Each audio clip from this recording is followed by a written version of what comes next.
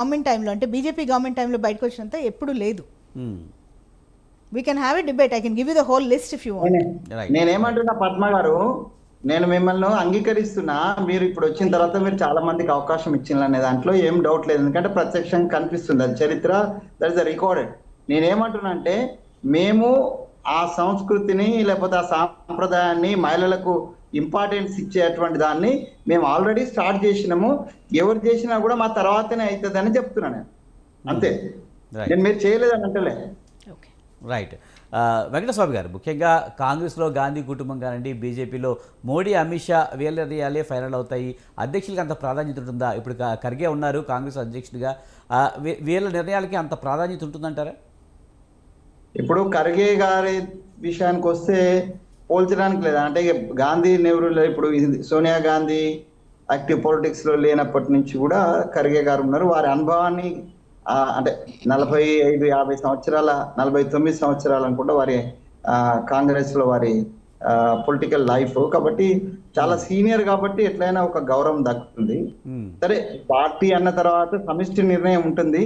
దాంట్లో కొంత అంటే ఈ సోనియా గాంధీ కావచ్చు, అసలు సోనియా గాంధీ ఇప్పుడు యాక్చువల్లీ ట్రూలీ స్పీకింగ్ మాకు ఇంటర్నల్ గా తెలుసు, సోనియా గాంధీ గారు ఏ విధమైనటువంటి దాంట్లో పెద్దగా ఇన్వాల్వ్ కావటం లేదు, because of so many reasons. ఆమె హెల్త్ కూడా అదొక రీజన్. సో రాహుల్ గాంధీ గారు ఇన్వాల్వ్ అవుతున్న మాట వాస్తవం. సో ఆయన ఎల్ఓపిగా ఉన్నారు.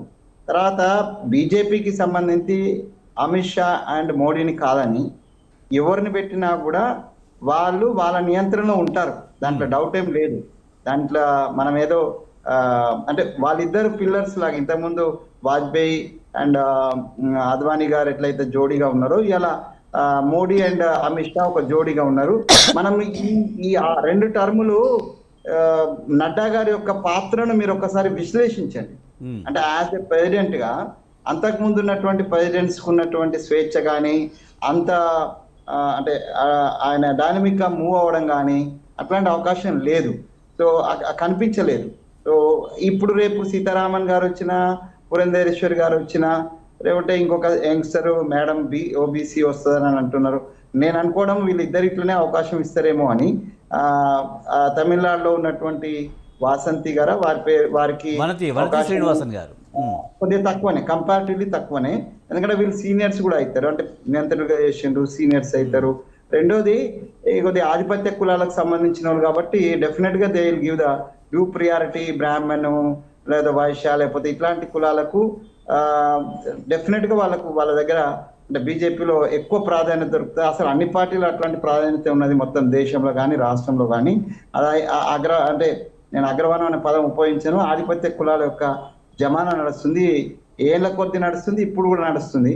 ఒకవేళ బీసీ మహిళగా ఉన్నటువంటి వాసంతి గారికి వస్తే డెఫినెట్ గా ఒక ఓబీసీ బిడ్డగా నేను తప్పనిసరిగా సంతోషిస్తాను. సో అంటే ఆ డిస్క్రిమినేషన్ నేను చూసి వచ్చానండి. పద్మ గారికి నా గురించి బహుశా తెలియకపోవచ్చు. నేను ఆ డిస్క్రిమినేషన్, ఆధిపత్య కులాల యొక్క అప్రత్యేతమైనటువంటి ఆధిపత్యాన్ని నేను ఆర్ఎస్ఎస్ లో ఉండి నేను చూసి వచ్చిన, ఏబీపీలో చూసి పనిచేసి వచ్చిన నేను. సో కాబట్టి అక్కడ డెఫినెట్గా ఉంటుంది. అట్లనే మా దగ్గర లేదని నేను అంటలేను. ఈవెన్ మా పార్టీలో కూడా ఆ రకమైనటువంటి ఆధిపత్య కులాలు, అంటే మొత్తం భారత రాజకీయాలనే ఆధిపత్య కులాలు ఏలుతున్నాయి, 100 ఏళ్ల నుంచి వెళ్తున్నాయి, ఇప్పుడు కూడా వెళ్తున్నాయి. ఇంకెన్నేళ్ళు సాగుతుంది. చైతన్యం పెరుగుతున్న కొద్ది ఇప్పుడు తమిళనాడులో వాటి కట్టబడింది, మిగతా కులాలకు చైతన్యం వచ్చింది. అట్లాగే వివిధ చోట్ల వచ్చిన కొద్ది మారుతుందేమో, కానీ ఓవరాల్ గా Indian politics are dominated by this so called dominating caste తోటే ఉన్నది. సో దాంట్లో నేను నా అంచనా ప్రకారం I may wrong, I may right. So నేను ఎక్స్పెక్ట్ చేసేది నిర్మలా సీతారామన్ గారికి, రామ్మోహన్ గారు అన్నట్టుగా ఎక్కువ అవకాశాలు ఉండే అవకాశం ఉంది. ఆమె ఫుల్ టైం వాళ్ళకి పనిచేస్తుంది, ఇప్పుడు పనిచేస్తుంది, భవిష్యత్తులో కూడా.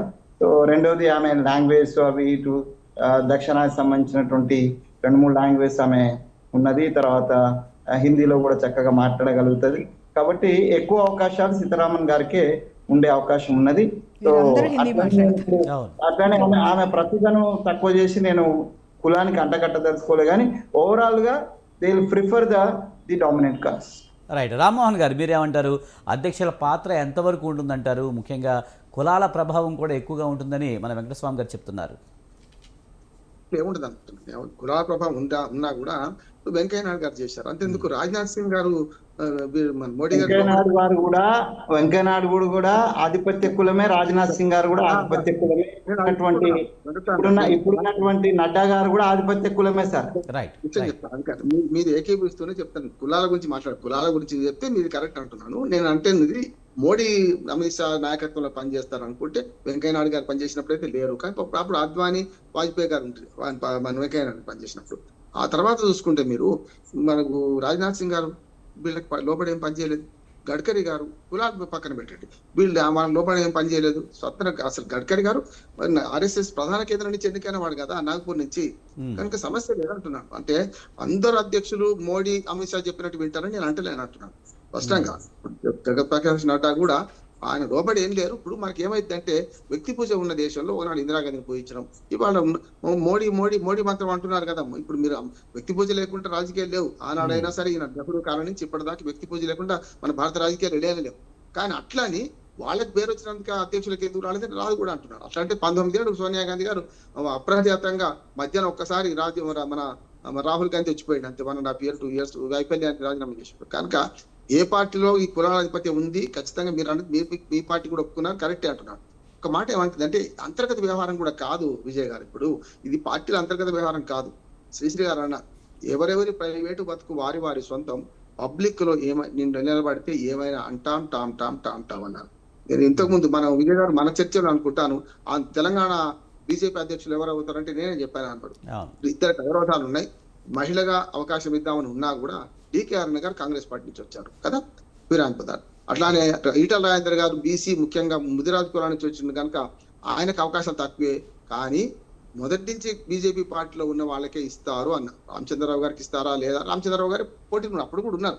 అసలు పేరు లేకుండా రామచంద్రరావు గారు రాలి చాలా మంది ఏమనుకుంటున్నారు ఇట్లానే రామచంద్రరావు గారు ఫ్లూక్ లో వచ్చిన అనుకుంటున్నారు. అట్లా కాదు, అంతకుముందు మీరు అనలే నేను ఏమంటున్నా అన్నవాళ్ళు ఉన్నారు అంటున్నాడు. మీరు నేనేమంటున్నానంటే అట్లా రఘునందన్ రావు గారు ఉన్నారు గతంలో మన బీఆర్ఎస్ నుంచి వచ్చిండు.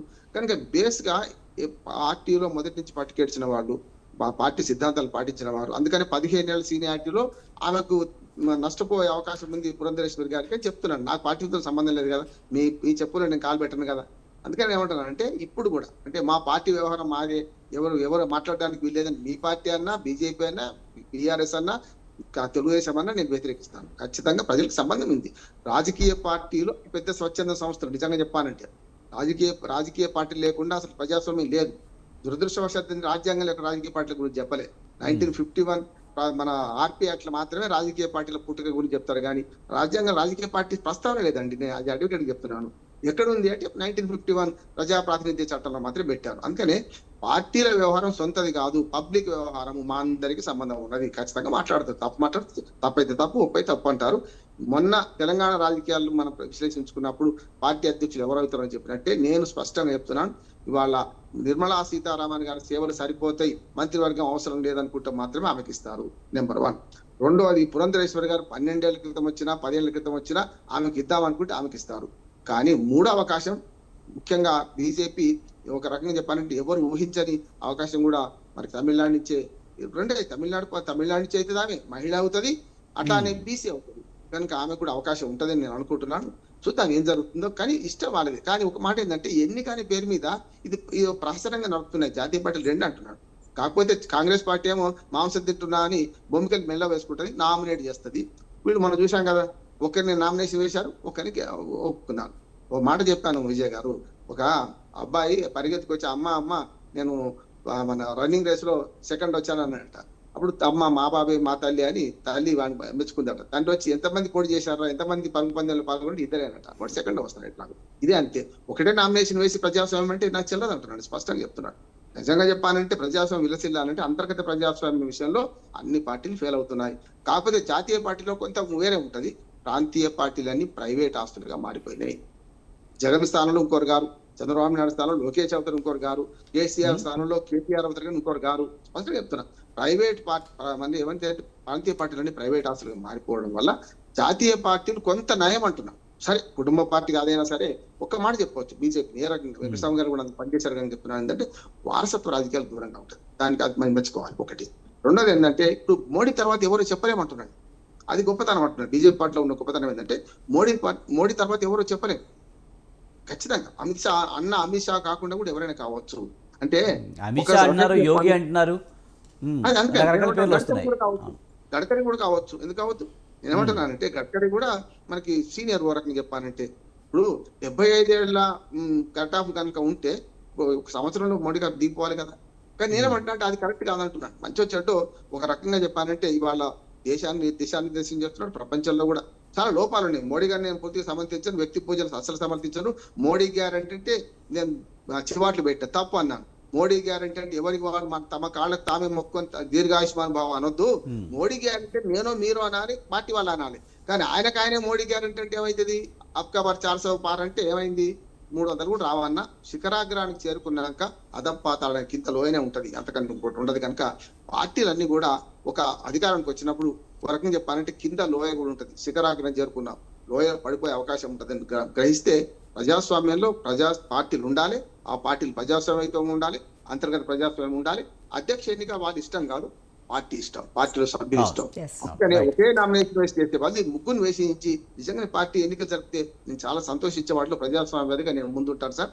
విజయ్ గారు ఒకటే నామినేషన్ వేసినా కానీ ఆహ్వానిస్తున్నాం. ఈ ముగ్గురు లేడీస్ లో ఎవరిని ఎంపిక చేసినా నేను ఆహ్వానిస్తున్నాను.